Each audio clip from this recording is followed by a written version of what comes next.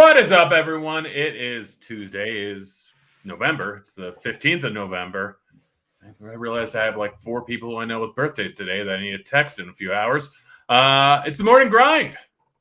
We're talking some basketball. We got a nice little 5-game slate, and I'm going to butcher your name, TJ, so I'm just going to call you TJ. How you doing there, Perfect.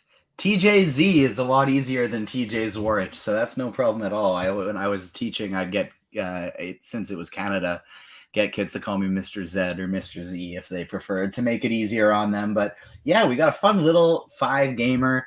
I always like this 4 to 8 game range, and that's finally what they're starting to give us after this 12 and 14 and 15 game bombardments they've been firing on us lately. And so I'm looking forward to getting into the size that I feel a little bit more comfortable with and finding some strong plays for us today.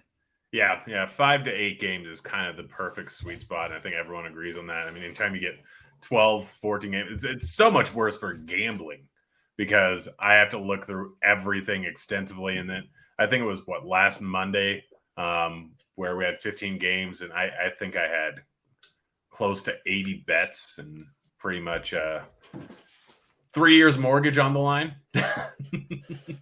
And I'll say a 15-game slate is even worse when you're doing content than when you're not, because I've only been doing this content stuff for about a year now, and the 15-game slates felt like nothing to complain about when I could just not look at it all day, tune into Grinders Live and Crunch Time and have somebody else break it down for me. But when I got to be ready to break it down and there's 15 games, that's a lot to take in. So this little 5-gamer is a nice little reprieve.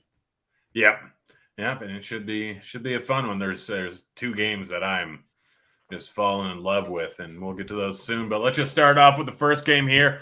We got Memphis going up against the Pelicans. Realized I didn't have DK Sportsbook open. 1.5 point spread, no total so far in this game.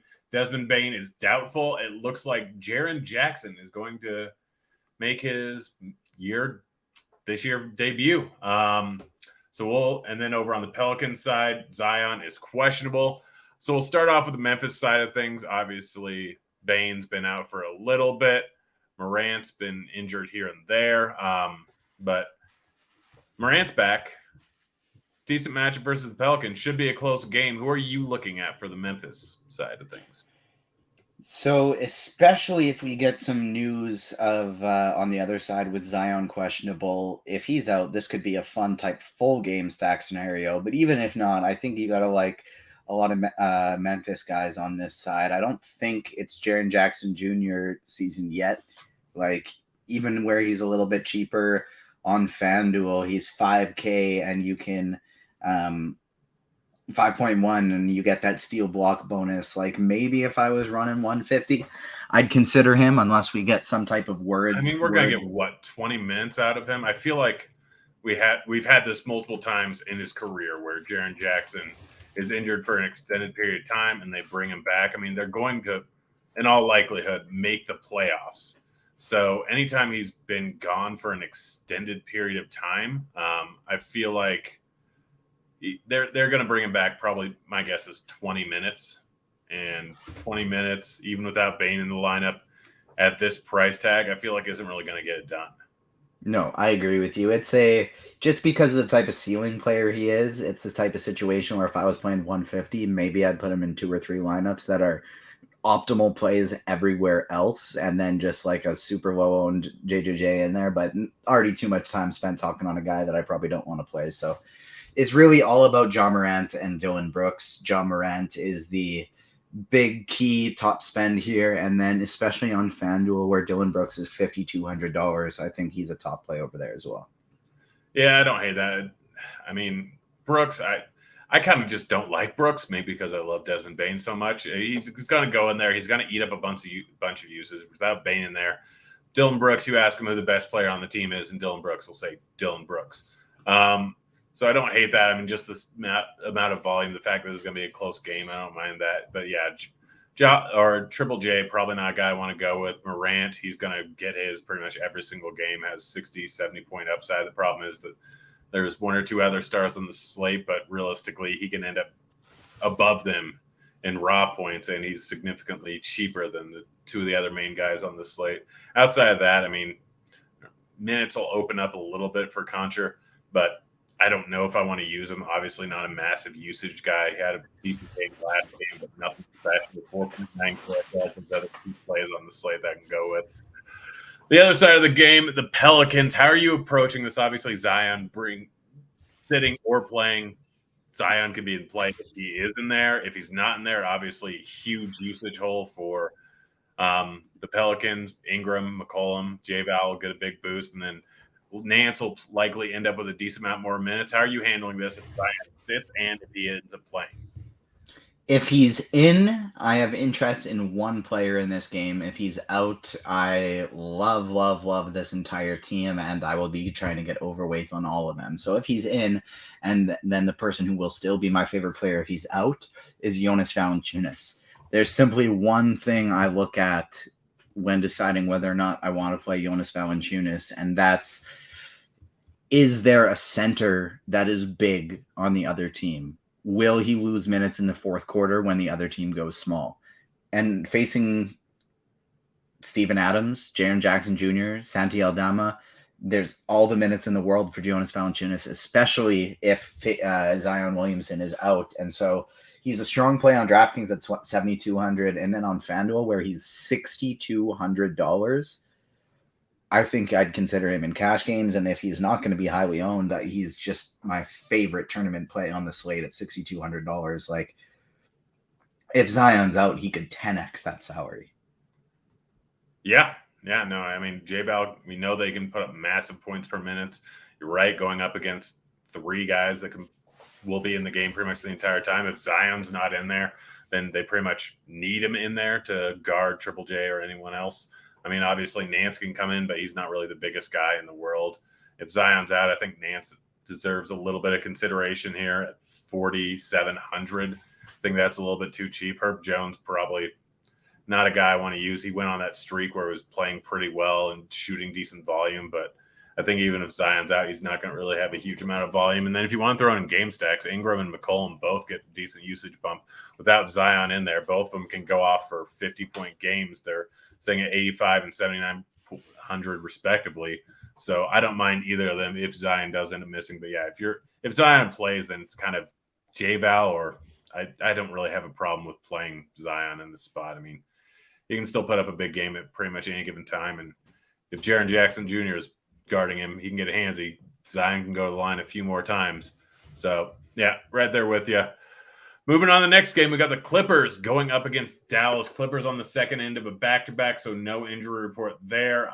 Dallas side of things, really nothing important. So let's start off with the Clippers, who I haven't gotten right in years. So I'm going to leave this fully up to you because I can never seem to get the Clippers right. I don't honestly even think we need to spend much time talking about them on a thing like the morning grind, because Clippers just do the craziest things with resting guys at times. And so if everybody's in outside of Kawhi Leonard and John Wall against a slow-paced, good defense like Dallas, I don't really have any interest, especially not on DraftKings where Paul George is priced up over 10K, where he's 9-4 on FanDuel. I think you can always play Paul George. But 10-4 on DraftKings, I don't really have a lot of interest. Morris, Jackson, everybody's priced where they should be. Where things get interesting is if Reggie Jackson sits on a back-to-back, Marcus Morris sits on a back-to-back, Robert Covington sits on a back-to-back, and all of a sudden you get a bunch of minutes opening up for somebody like a 3,800 Luke Kennard into the starting lineup with more usage, or Terrence Mann starting at the point guard position, whatever it is. That's when I think the Clippers get somewhat interesting. But if everybody's in, it's George on FanDuel or it's nobody. Yeah, I mean, second of a back-to-back, we don't really know who's going to be in and who's going to be out. It's the Clippers. We never really know. Obviously, if George ends up sitting, then it makes half these guys great plays. And yeah, you're right. If Jackson ends up sitting, man could potentially be very much in play. They run such a wide rotation with so many players that it's tough to really rely on anyone. But when someone ends up missing, then that opens up some minutes. So, I mean, night before, just go check out Grinders Live tomorrow. Go read up the grind down. Go do any of that. When we have news on it, could potentially open some stuff up. But as of right now, it really doesn't look like there's too much I want on the Clippers either. On the Dallas side of things, I mean, I can't really find anything outside of Luka and Dinwiddie, and I'm fine with both of them. Both of them, Luka can put up an 80-point game at any given time. Dinwiddie's been playing pretty well recently, putting up solid outing after solid outing. It's not the greatest match in the world going up against the Clippers, but still, even with a small total in this game, both those guys can drastically outplay their price tag. You can play Luka, you can play Dinwiddie. I don't know if I'd want to play them together, but even still, they've been putting up big games together lately. Other than that, it's nobody. Luka's going to be tough to get to if we don't get some value opening up with some injury news, but even so, I like Luka Doncic today. A value piece that you mentioned briefly in the very first game of the night that I kind of forgot to touch on is Conchar. I don't think as I'd want to play on DraftKings, but FanDuel, he's 4K. Somebody like that becomes a lot more viable if you are spending up for Luka Doncic. Yeah, don't mind that. There's some value in the next few games I think that we can get to. But we'll look at that when we get to that. Starting off with the Knicks at the Jazz here. We have a 4.5-point favorite. Jazz are 4.5-point favorites. Still wild seeing them as favorites. I just did not expect to see that much at all this year. And of course, they're absolutely crushing it. 230.5 total here. For the Knicks, Mitch Robb out. For the Jazz, nothing important. Let's start off with the Knicks. Am I crazy for liking a lot of guys in this game? No, I don't think you are. And for me, it's pretty site dependent which guys that I like.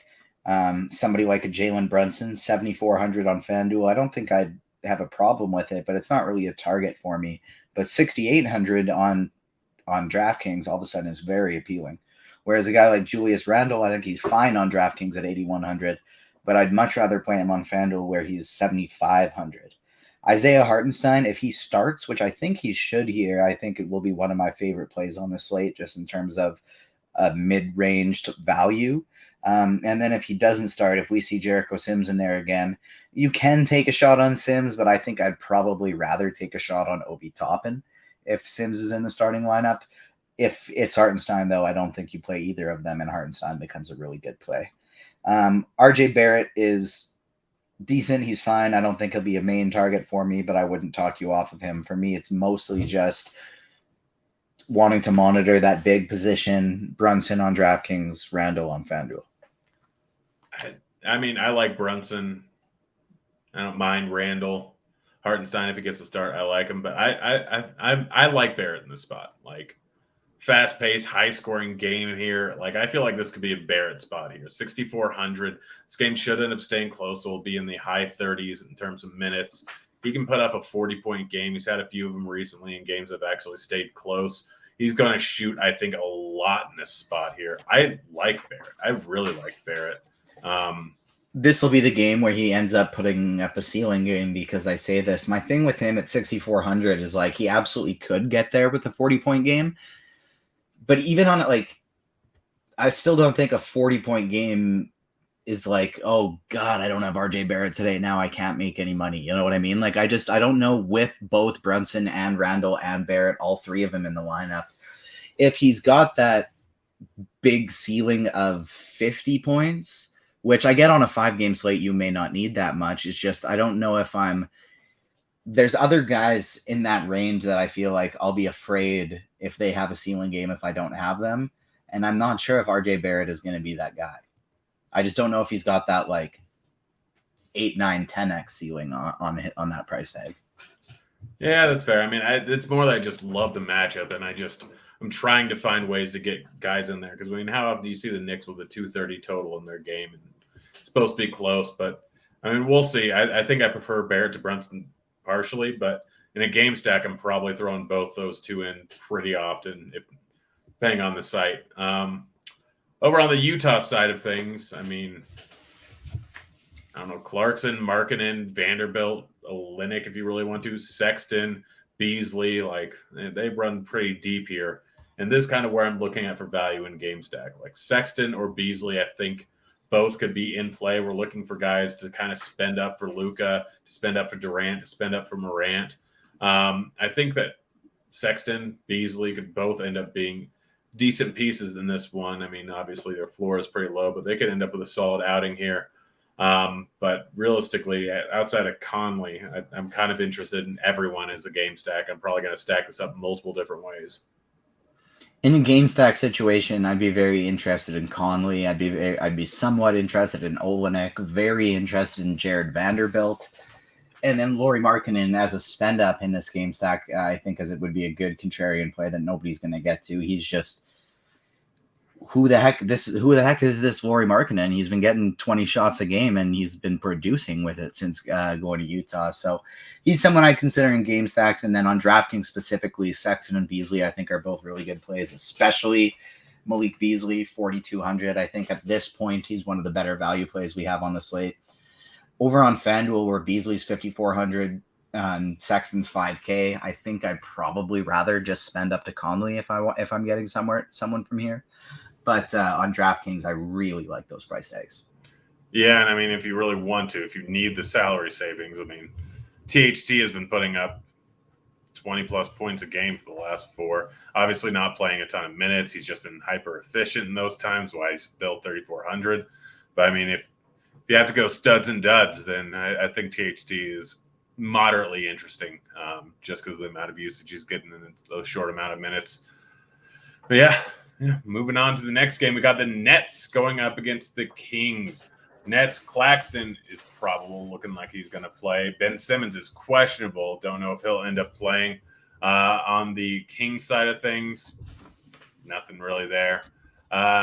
Start off with Brooklyn. I mean, obviously Durant. Durant could end up with a mass fouling. I know he hasn't been great without Kyrie in the offense, but he's put up a few decent games here. Has 60-plus point ceiling, 11.2K. Do I prefer Luka? Maybe slightly, but I like this game environment. It should be super high scoring. What is the total right now for this game? I didn't see it earlier. 224. That seems low. Does that seem low to you? Yes, it does, but I am also curious how much of that is just like it feels very low. This would be my favorite or second favorite game stack of the night with the last game of the night. But it feels low, but I wonder how much of that is because with this point for Brooklyn, we have Claxton questionable, Simmons questionable, Curry questionable, Watanabe questionable. It shouldn't really matter as long as they have Kevin Durant in, but I'm curious with this being in Sacramento Claxton and Brooklyn. And Curry are both probable right now, it looks like. Oh, are they probably? Oh, okay, my apologies. Yeah. I looked at the stupid Q tag on DraftKings. I should have known better. So then, yeah, I got nothing. I don't know why this is such a low total. This would be – I'm more of a DFS guy than a betting guy, unlike you. But at first look, this would be one of my favorite overs on the day. Yeah. I might end up hitting that tonight. In fact, I'll hit it after the show. Yeah, but – yeah, I mean, do you have much? If Simmons ends up playing 5,700, do you have any interest in him? No, I really don't.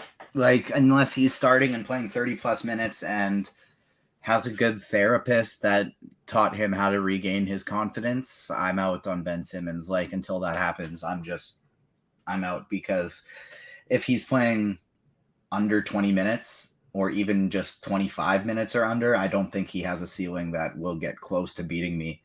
And so I'm not worried about playing him if he is in. I would be interested. So Durant is my favorite spend up on the slate. He's the most important spend up to me at over $1,000 discount to Luka. Like you mentioned, he hasn't been great without Irving, but Sacramento's not playing any defense. This is going to be a fast-paced game. If we get Simmons out, I think things all of a sudden get interesting to maybe even take shots on somebody like a Cam Thomas who's been getting more minutes lately. If Simmons is in GPPs, I think you can still take a shot on Cam Thomas. But especially if Simmons is out, I think he gets more interesting. And then the value like Edmund Sumner, I think, is even an interesting value play on this slate. Like maybe you want to try and do something crazy and get up Luka and Kevin Durant in your lineup, or just in a game stack of this game, $3,600 Edmund Sumner, who you can play at the small forward or point guard position. Maybe he can get you 30 points. Like that could be huge on a 5-game slate. So Sumner, I think, is interesting for value. Thomas, I think, is interesting for value. Both of those guys, especially if Simmons is out, maybe a little less if Simmons is in. Royce O'Neal, I think, is a strong mid-range play. Claxton, I think, can be a very good GPP play, and Kevin Durant's the best spend up on the slate. Yeah, well said. I agree. Looking at the Sacramento side of things, I mean, I feel like I want to play almost everyone's bonus coming off a great game. Fox struggled a little bit in the last game, but still has 60-point upside. He's just going to the rim at will pretty much every single game. Herder's been solid in this offense so far. Again, good matchup going up against Brooklyn. Keegan Murray has been solid. We need some value. He's 4,800. I feel like that's a little bit too low. I mean, all four of those guys I think are very, very solid plays, and guys will kind of mix in and out in my game stacks here. Yeah, I'm with you there. And the other thing I do, especially I think on DraftKings for this team, would be like I'd set a rule that I would only want a maximum of like, so especially on DraftKings where these guys are cheaper, I'd set a rule on Lineup HQ. I'd want a maximum of one Keegan Murray, Harrison Barnes, Kevin Herter, Malik Monk. But then I'd also bump their projections way up and make sure I'm getting probably exactly one of those guys, because I don't know who the answer is. HQ to have exactly one. I know I can. I just don't know if I want to do that yet. Like, so that's like a potential. That's a maybe thing. It's like I'm either just going to bump up their projection or do a max or do a I want one of these guys. The one thing I would do is I'd just probably add. I'd go to the players per team section of Lineup HQ, and I'd make sure I have at least one Sacramento King, so that if I don't have one of those guys in my lineups, I do have Sabonis or Fox. I think that's how I'd play it. I mean, you can also go in, depending on how much you actually want in your lineup. The easiest way to do that is like, all right, 20% Herter, 20% Murray, 20% Barnes, 20% Monk, and then put at most one per lineup. And I'll get heavily over that on Fox and Sabonis, but I think that's what I'd want to do on Herter, Murray, Barnes, Monk.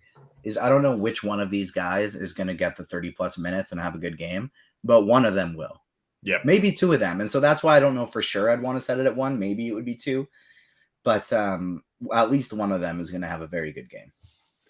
Yeah, no, I full on agree. One of these guys is going to go off for a pretty decent game, and Fox and Sabonis can just go off for a massive game at any given time. I like both of them. I don't know if I want to play them too often in both outside of a full-on game stack, bringing it back with Durant, but then it's just so tough to find enough value outside of that where it might not really be possible. I'm going to take a peek right now and see how possible that is to put in Fox, Sabonis, and Durant.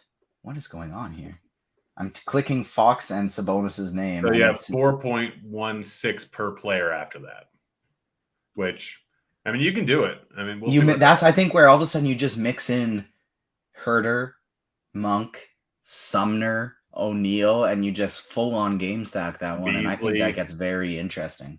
Yeah, you can throw in plenty of guys. You got Beasley, you got Sexton, throw in THT if you really want to. Like you can make it work.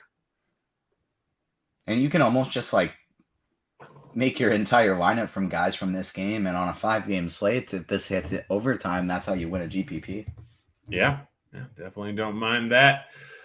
We got the last game of the night, the late night hammer. We got the Spurs going up against the Blazers here. 7.5 point spread. Blazers are a favorite. 224.5 total here.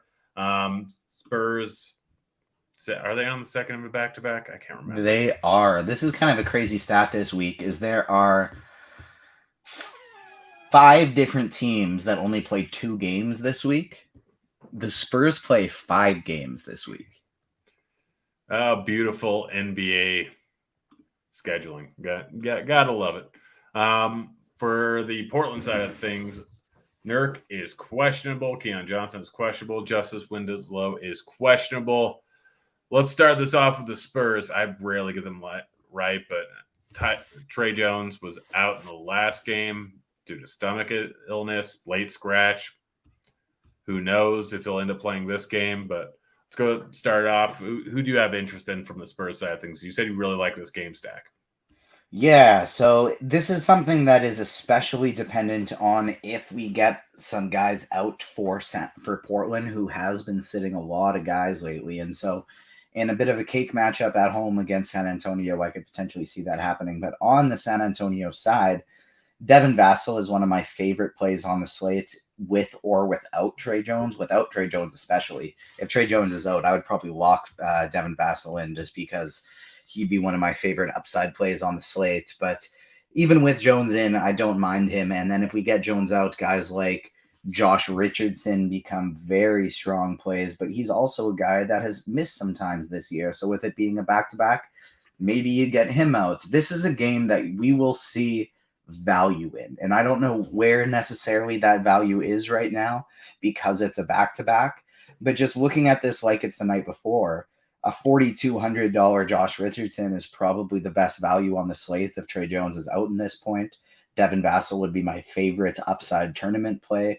And even guys like Charles Bassey or Jeremy Sohan would be interesting to me in tournaments if they're going to be getting mid-30s minutes on type of things and at below 4K. So this is a game that I'm going to be very interested to find value from. I just don't necessarily know where that value is yet. Yeah, no, I definitely think you can throw them in game stack. I definitely think you can throw them in at one-offs. I don't mind that at all. Right there with you, the Vassell. He's a guy that I've been betting on a ton this season and just keeps making me boatloads of money. But yeah, and right there with you on the Portland side of things. Like Grant's been on an absolute tear, and it doesn't make sense to me. I've been betting against it pretty much the entire time. He's lost me a lot of money. Any interest in him and anyone else in this lineup? Yeah, I like Jeremy Grant, but a lot of it hinges on Jusuf Nurkic's availability. If Nurkic is in, then that would take away some of my interest in Jeremy Grant, and it would lower my interest in guys like Lillard and Josh Hart, etc. But if we get Nurkic, Winslow, Keon Johnson, if all these guys happen to be out, then I think that opens the door for Grant to be a very good mid-range play, Lillard to be a strong contrarian spend-up play, but especially on FanDuel where he's only 9K. And then it also opens the door for Drew Eubanks to be one of the top value plays on the entire slate. Last game, even with Jeremy Grant back and Jusuf Nurkic still out, Eubanks played 33 minutes, which was more than the 27 minutes he played the game before with Nurkic and Grant out. So I think that would open the door for Eubanks to be one of the stronger value plays on the slates. It would make Trendon Watford an interesting tournament play if you're running 150.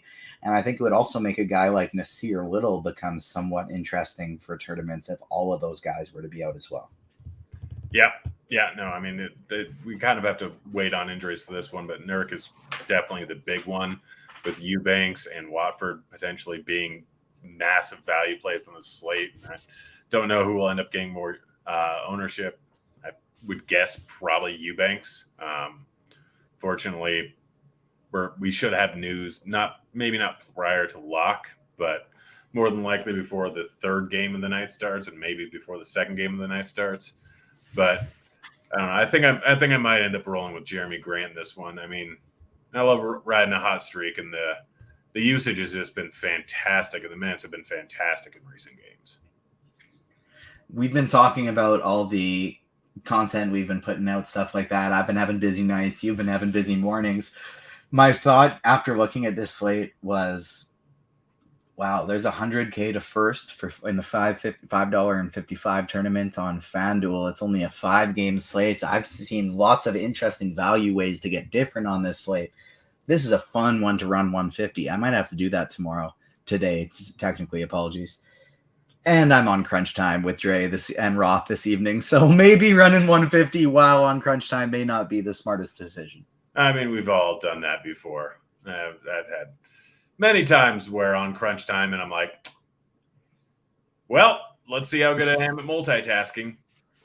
But, and I mean, I'm pretty sure with being on with Dre, he's a big tournament guy. I think I'm going to end up being the meansy on that show. And so if I'm talking through all the core plays and cash and everything like that, that might be a tough go, but we'll see. We'll see how much time I can devote to my lineups throughout the day. But on the surface right now with what we know, Brooklyn Sacramento is my favorite game to stack. It's my favorite game overall. But I really think this Spurs Portland game, and then even the Memphis New Orleans game, but that one we're going to know about early, and that's going to pick up more ownership because of it. I think this Spurs new Pelicans game is going to be the way to really get different and find some really strong spots for tournaments. Yeah, it's interesting. We have 5 games. One, I have no interest in stacking, but injury or sitting on the second of a back-to-back, any number of guys could end up changing that. And the rest of the 4 are just great game stacks, especially New Orleans if Zion ends up sitting. But let's play the morning grind game and then get on out of here. I don't remember it too well. Favorite play under 5K to 7X. Who's your cheap guy? At this moment right here, let's go with Josh Richardson. I like that. I'm going to go with Malik Beasley. Over 8K to under 5X. Who's your spend up bust? Spend up bust on this slate. I'm going to roll with Paul George.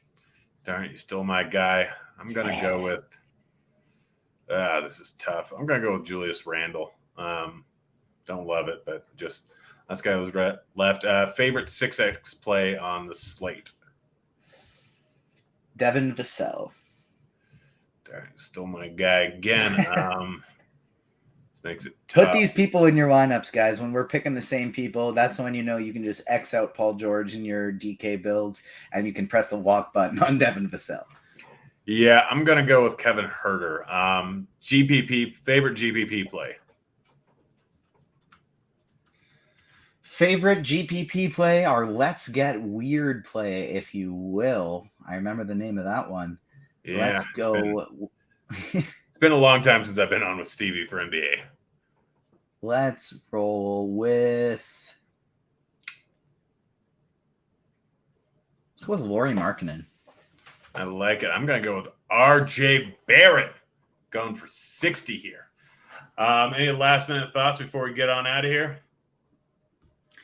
Nope, that's about it. You can find me on Twitter, TJ_Zwarych5, ZWARYCH5. I'm always talking fantasy sports and movies and TV. I review and do interviews for movies and TV shows over at agentsoffandom.com, so you can find my stuff there. And then I'll be on Crunch Time tonight with Dre and Roth, breaking down this slate and talking about all this injury news a few hours later when we know about all of it. Yeah, good stuff. All right, guys, it's been fun. We're out of here. Flare kids!